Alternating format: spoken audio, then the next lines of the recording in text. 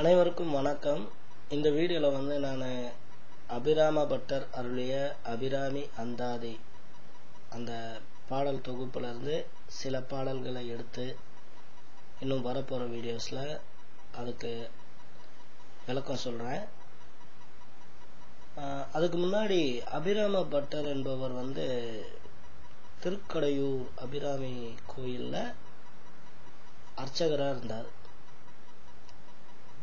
வேலை நேரம் போக இவர் மற்ற நேரத்துல இவருக்கு ஒரு கெட்ட பழக்கம் இருந்தது. இவர் மதுக்கு அடிமை, மது நிறைய சாப்பிடுவார். அப்படி இருக்கும் காலகட்டத்துல ஒரு நாள் அந்த கோயிலுக்கு வெளியில அவர் அந்த மண்டபத்துல உட்கார்ந்துட்டு இருந்த போது, அவருடைய வேலை நேரம் இல்லை. அவர் அப்போ அவர் மதுவுக்கு அடிமையாகி அங்க மண்டபத்துல படுத்து ஏதோ அபிராமியை நினைச்சு புலம்பிட்டு இருந்தார். ஆனா இவரு மது பழக்கத்துக்கு அடிமையாய் இருந்தாலும் இவர் மனசு எப்பவுமே அபிராமிக்கு அடிமை. எது சொன்னாலும், எது செஞ்சாலும், எது நடந்தாலும் அந்த அபிராமி தான் காரணம் அப்படின்றத திண்ணமா அந்த மனசை செம்மப்படுத்தி வச்சிருந்தார். அப்படி இருந்ததுனால அபிராமியின் அருளும் இவருக்கு கிடைச்சது. அதுதான் இந்த நிகழ்ச்சி. மன்னர் அந்த பக்கமா வந்துட்டு இருந்தாரு. இவர் மண்டபத்துல உட்கார்ந்து இருந்தாரு. தண்ணி அடிச்சுட்டு ஏதோ அபிராமியை நினைச்சு புலம்பிட்டு இருந்தாரு. அப்போ மன்னர் மந்திரி கிட்ட சொன்னாரு, அரசன் நான் வரேன், எனக்கு கூட மரியாதை கொடுக்காம அவன் எந்திரிச்சு நிக்காம இருக்கான். இவனை எப்படியாவது, இவன் வேற தண்ணி அடிச்சிருக்கான், இவனை எப்படியாவது மடக்கணும்னா ஏதாவது கேள்வி கேளு, அவன் கண்டிப்பா வளருவான், அதை வச்சு நம்ம அவனை பிடிச்சிடலாம். அதே மாதிரி மந்திரி போய் அபிராம பட்டர்கிட்ட போய், ஐயா இன்னைக்கு என்ன திதி அப்படின்னு கேட்பான்.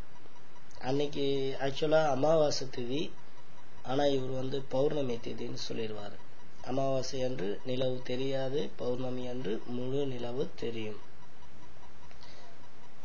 உடனே ராஜா என்ன சொல்றாரு, நீ எனக்கு தவறான இன்ஃபர்மேஷன் கொடுத்துட்ட, இன்னைக்கு நைட்டு அமாவாசையான இன்னைக்கு நிலவு தெரியலன்னா உன்னை அக்னி குண்டத்துல இறக்கிடுவேன்னு சொல்லி அக்னி குண்டத்தை வளர்த்து அதுக்கு மேல ஒரு கயிறு கட்டி அதுல அபிராம பட்டர் தொங்க வச்சிட்டாங்க.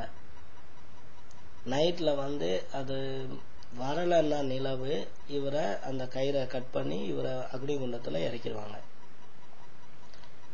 அப்படி இவர் கட்டப்பட்டிருந்த நேரத்தில் பாடப்பட்ட பாடல் தான் அபிராமி அந்தாதி. அப்படி இவர் பாடிட்டு இருக்கும் போது 74, 75 பாடல்கள் பாடும்போது அபிராமி அன்னை அவளுடைய காதணியை கழற்றி வானத்தில் வீசி எறிந்தால், அப்பொழுது அந்த காதணி ஒரு முழு நிலவாக தோன்றி சற்று நேரம் இருந்தது. அதுக்கப்புறம் அபிராமி அன்னை காட்சி அளிச்சாங்க அபிராம பட்டருக்கு. தொடர்ந்து பாடிட்ட, இதை 100 பாடல்களா பாடி முடிச்சிடு அப்படின்னு கட்டளையிட்டதன் பேர்ல 100 பாட்டு பாடினார். இப்ப இதுல முதல் பாடல் காப்பு, அதை இப்போ இன்னைக்கு சொல்றேன். தாரமர் கொன்றையும் சண்பகமாலையும் சாத்தும் தில்லை ஊரர் தம்பாகத்து உமை மைந்தனே, உலகேழும் பெற்ற சீர் அபிராமி அந்தாதி எப்போதும் என் சிந்தையுள்ளே, காரமர்மேனி கணபதியே நிற்க கட்டுரையே. இதுதான் அந்த காப்பு. இப்போ இதுக்கு அர்த்தம் சொல்றேன். தாரமர் கொன்றையும் சண்பக மாலையும், கொன்றை மாலையும் சண்பக மாலையையும் சாத்தும் அணிந்திருக்கும் தில்லை ஊரர்தம் பாகத்து உமை. தில்லை ஊர்காரர் யாருன்னா நடராஜர், சிவபெருமானை குறிக்கும்.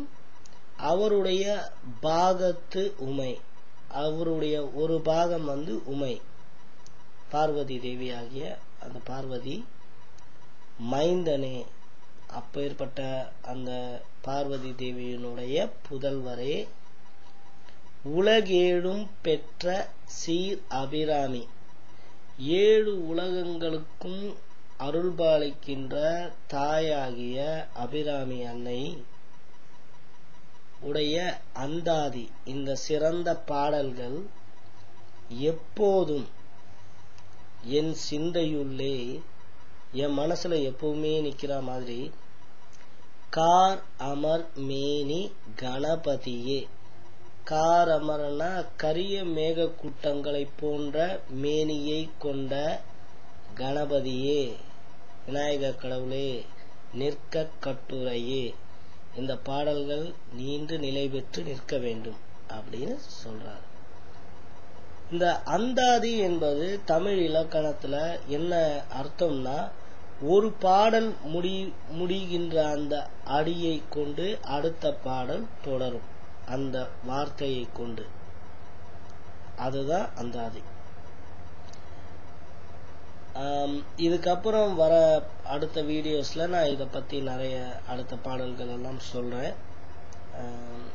அபிராமி அன்னை உடைய அருளை எல்லாரும் பெறணும்னு நான் வேண்டிக்கிறேன். நன்றி.